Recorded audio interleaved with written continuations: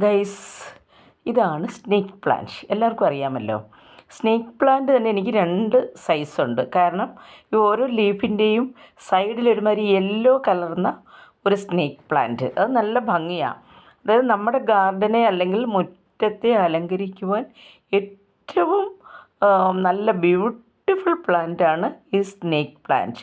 Indoor plant ആയിട്ടും വയ്ക്കാം.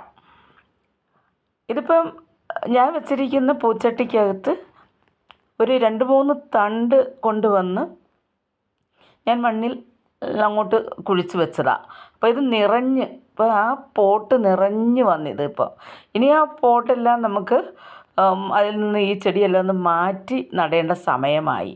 അപ്പോൾ അതിനു മുമ്പ് ഞാൻ എല്ലാവർക്കും കൂടെ ഒന്ന് ഷെയർ ചെയ്യുവാൻ വേണ്ടി ഇട്ടതാണ്. പിന്നെ ഇതിൻ്റെ പ്രത്യേകത, ഇത് ഒരുപാട് അടുക്കി നട്ട് കഴിഞ്ഞാൽ നല്ല ഭംഗിയായിരിക്കും. ഒരു ലൈക്ക് കൊടുക്കണേ.